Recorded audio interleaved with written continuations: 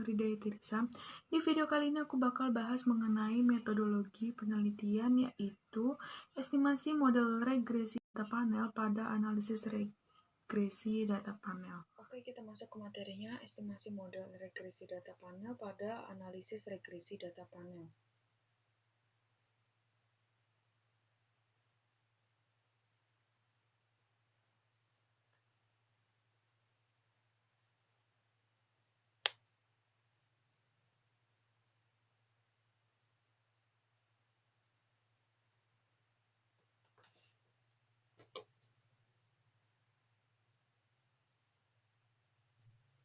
Dalam metode estimasi model regresi dengan menggunakan data panel dapat dilakukan melalui 3 pendekatan. Yang pertama, Common Effect Model atau Pool Least Square atau PLS.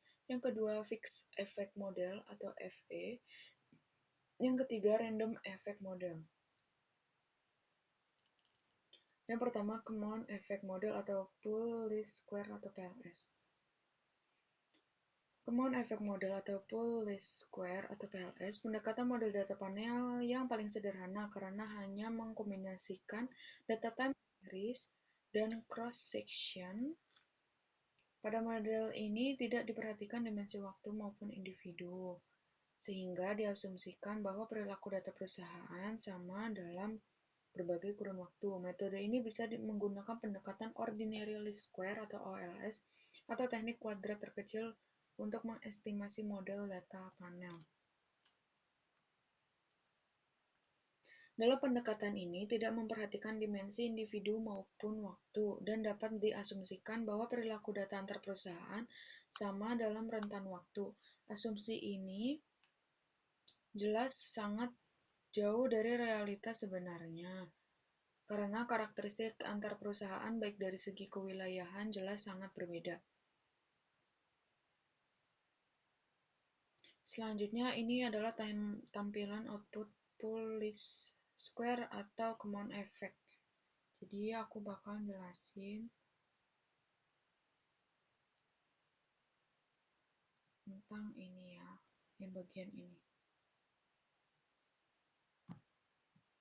Mohon maaf sebelumnya aku nggak bisa tutorial lewat laptop, soalnya laptopnya lagi ada kendala dan belum benar sampai sekarang.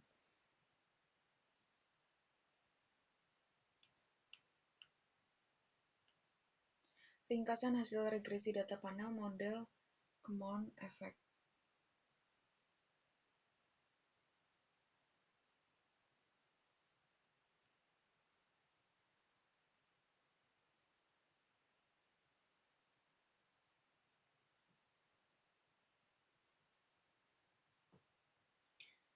Periods include yang ini. Merupakan jumlah period atau runtut waktu yang dilibatkan dalam analisis, di mana dalam contoh regresi data panel ini, periode yang digunakan adalah tahun 1968 atau 1960 sampai dengan 1978, sehingga jumlah tahun yang digunakan dalam analisis adalah sebanyak 19 tahun. Selanjutnya, cross-section include yang ini. Merupakan jumlah cross-section atau panel yang dilibatkan dalam analisis, di mana dalam contoh regresi data panel ini, panel yang digunakan adalah negara yang jumlahnya adalah sebanyak 18 negara. Yang ini. Lalu total panel balance observation, yang ini. Yang 342.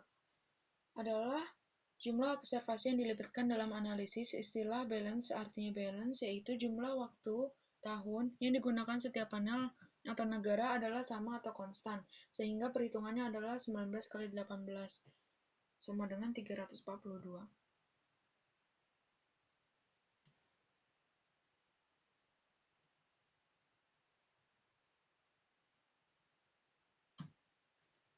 Selanjutnya variabel. Kolom variabel adalah daftar variabel yang dianalisis, di mana dalam contoh regresi data panel ini menggunakan Y sebagai variabel respon, sedangkan variabel prediktor adalah X1, X2, dan X3.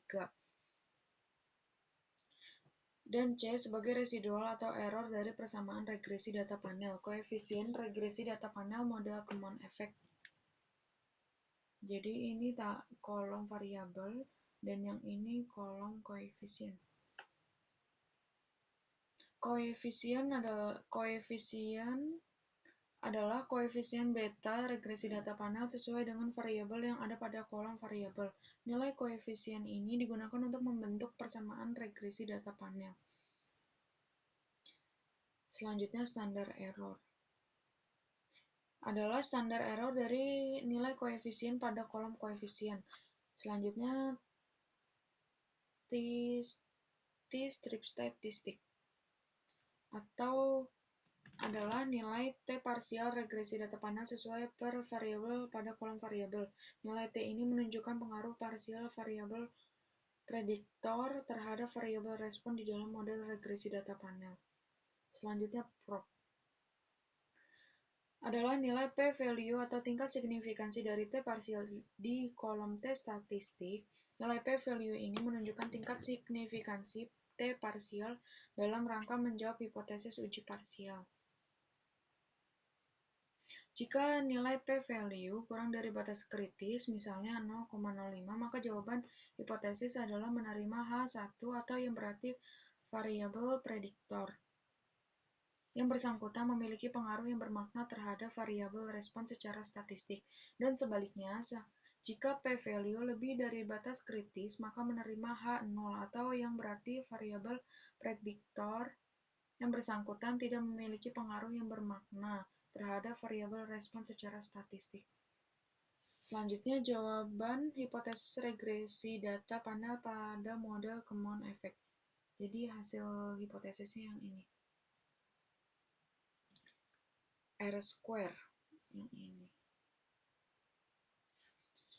adalah besarnya pengaruh atau kemampuan variabel prediktor secara simultan dalam menjelaskan variabel respon. Jika nilainya lebih dari 0,5, maka kemampuan variabel prediktor kuat dalam menjelaskan variabel respon. Sedangkan sebaliknya, jika nilainya kurang dari 0,5, maka kemampuan variabel prediktor tidak kuat dalam menjelaskan variabel respon. Dalam contoh regresi data panel ini, nilai R-square sebesar 0,957960, yang artinya variabel prediktor sangat kuat dalam menjelaskan variabel respon. Selanjutnya, adjust R-square yang ini. Besarnya pengaruh atau kemampuan variabel prediktor secara simultan dalam menjelaskan variabel respon dengan memperhatikan standar error. Penjelasannya sama dengan R-square, namun nilai ini telah terkoreksi dengan standar error. Jadi yang adjust R-square ini berkaitan dengan yang standar error.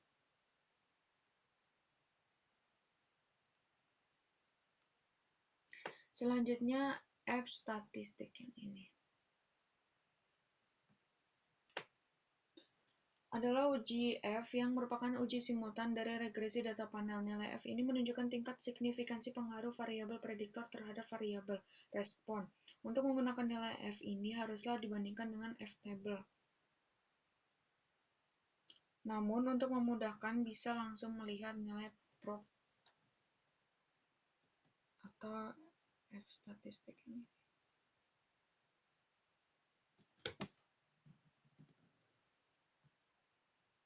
Selanjutnya prop F strip statistik adalah p-value uji F yang merupakan tingkat signifikansi dari nilai F, yaitu menilai pengaruh simultan variabel prediktor terhadap variabel respon.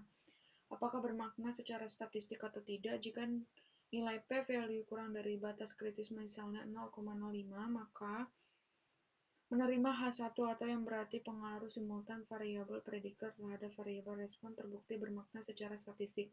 Begitu sebaliknya, jika nilai p-value lebih dari batas kritisnya, maka menerima H0 atau yang berarti pengaruh simultan variabel prediktor terhadap variabel respon tidak terbukti bermakna secara statistik.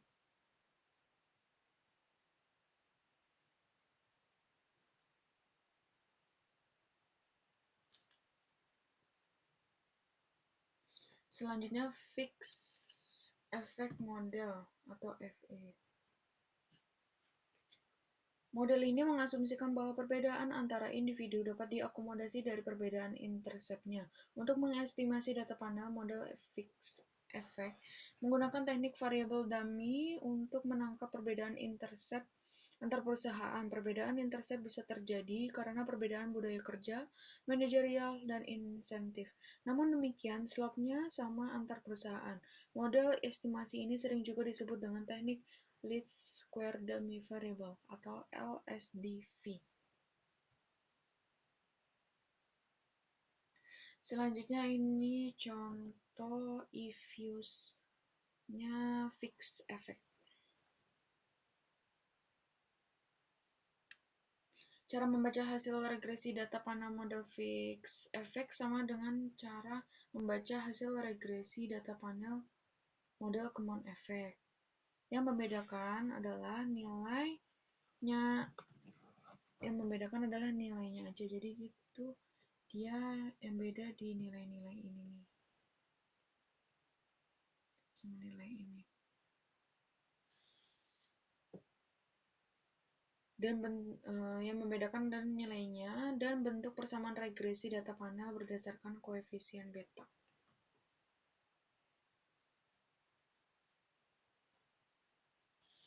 Selanjutnya yang ketiga, random effect model.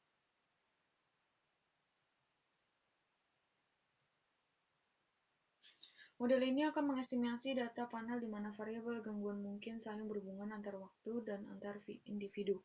Pada model random effect, perbedaan intercept diakomodasi oleh error terms masing-masing perusahaan. Keuntungan menggunakan model random effect yakni menghilangkan heteroskedastisitas. Model ini juga disebut dengan error component model atau ECM atau teknik generalized least square atau GLS. Ini adalah contoh output random effect. Cara membaca output pada random effect tidak jauh beda dengan common effect atau fixed effect. Hanya saja dalam if-use, kita akan melihat dua output yaitu wake dan unwake. Selain itu juga ada berbagai jenis random effect method yang digunakan, di mana yang paling sering digunakan adalah Swamy Aurora Estimator. Oke guys, cukup sekian videoku kali ini. Semoga ilmu yang aku berikan bermanfaat. Kurang lebihnya mohon maaf. Wassalamualaikum warahmatullahi wabarakatuh. See you to next video.